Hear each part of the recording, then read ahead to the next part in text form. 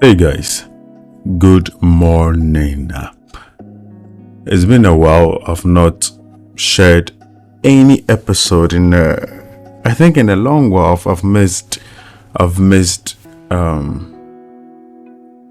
think I've not shared an episode in 2 weeks or 3 weeks. I'm not so certain. And in today's episode, I'm going to be talking about pricing your photography in 2023. 2022. It's November 15th. So I think it's fair to say Merry Christmas. Well, Christmas is going to be coming soon. Well, back in high school, I used to be called Christmas. That was like a nickname because I loved Christmas a lot. And not because of the celebrations, but because of the new thing which is about to come. What new thing, you may ask? January 1st. Yes, that's the new thing. This is the new thing I speak of, January 1st, the start of something new, a time to plan and a time to take action. So yes, I used to be called Christmas because most of the time, by November 1st, I'll be wishing everyone I know a Merry Christmas. So yes, last night, I was scrolling Twitter and then I came across a tweet by Ayman Gadzi. I hope I'm mentioning it right. Ayman Gadzi. He said, "The only way to lose is to quit. So just don't quit and you won't lose." Not easy, but very simple. This was what he tweeted. And I liked it. I'm not going to waste much of your time. You're not here to listen to stories of the mistletoe, but business. So, how do you price your photography? How much should I charge for my service? This question is asked by both the novice and the pro photographer because it's important when it comes to running a business as a photographer. Well, when you price too low, you leave money on the table. Everyone knows that. Nobody thinks about pricing too high because they think when you price too high, you are not leaving any money on the table. Well, I come bearing bad news. When you price too high, you still leave money on the table because fewer people will want to hire you. You want to look at the market and see what the market is pricing, and you also price accordingly. But also know this, pricing is very subjective. So I'm not going to put my thoughts into your head or into your ears. I'm just going to be general about a lot of things.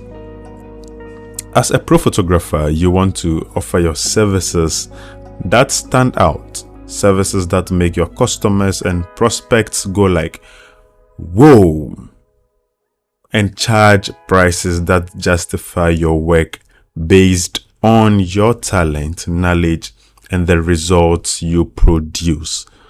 Now, this episode might be general. I've already said that I might touch on different things, or maybe not, but let's get into it. And I do believe there will be a part 2 of this episode because I think it's going to get longer and longer. The cost of running your photography business.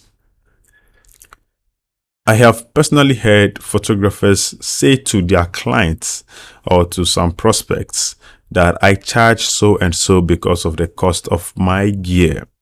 Trust me, the client or prospect is not interested in your gear. Nobody has ever asked me the camera I use. In fact, the people who ask me this are mostly photographers. The cost of running your photo business is not something you really have to share with your prospect.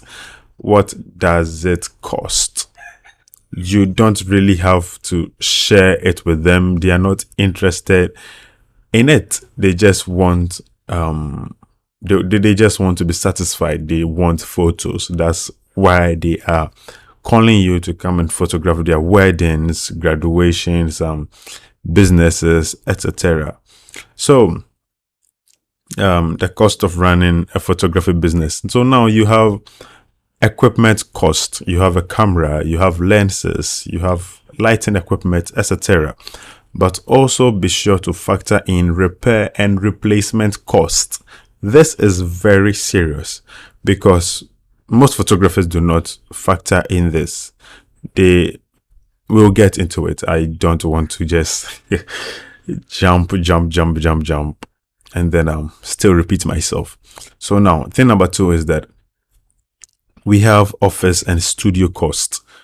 Are you renting a studio or an office space? Then factor this into your pricing as well. Now, you are probably thinking photography is a luxury. Be sure it is, though I also believe photography is for everyone. Today we have phones. Lots of people have phones, and they are way better than what we had 40, 50, 60 years ago when people were using film cameras. So what if you are not renting a studio or an office space and work from home? Now, this is what you should do. Assign a rental value to that space, to the space that you use, and make sure your business earns and pays for that. We are always paying for something. Nothing is given to us for free. Now, thing number 3 is marketing cost. I've seen fewer photographers get into this. Photographers, including pros, do not like the marketing side of the business. I was there and I struggled a lot. Know that if you are running a business, you are also required to market your business. How else will you land clients if you do not market?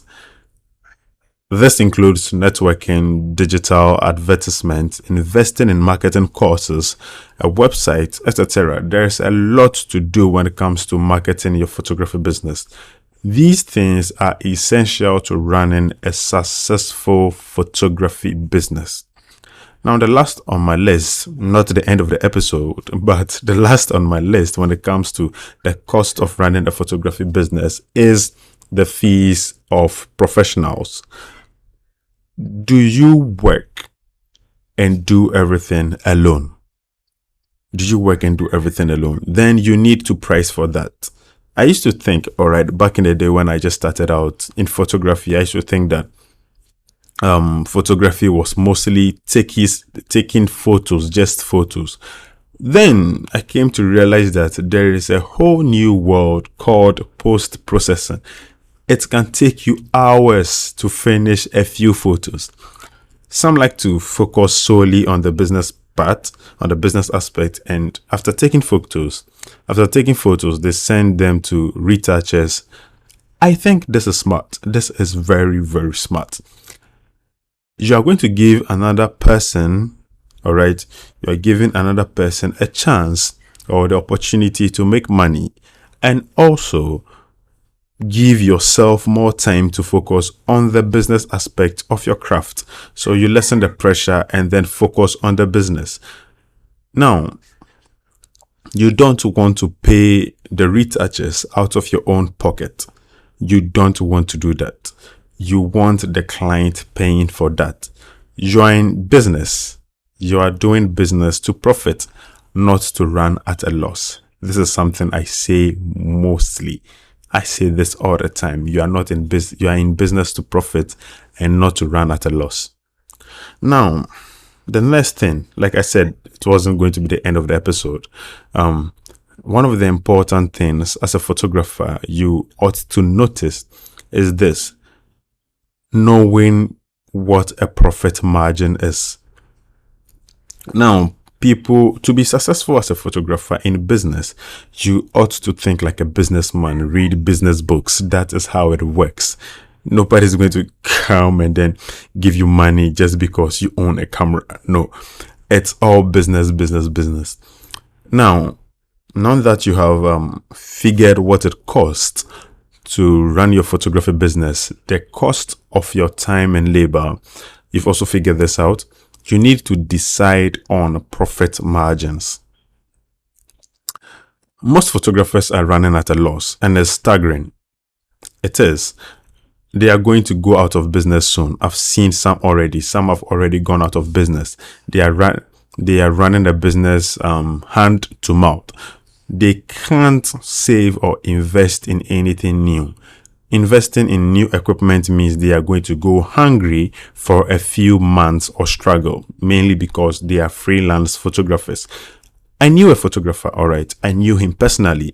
I knew a photographer who went completely broke after purchasing a new camera.